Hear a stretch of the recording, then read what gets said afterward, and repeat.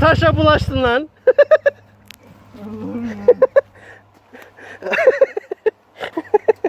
Aynı taşa bulaştın lan. Kenara çek.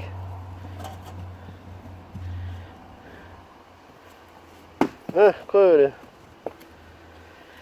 Ay, öldüm.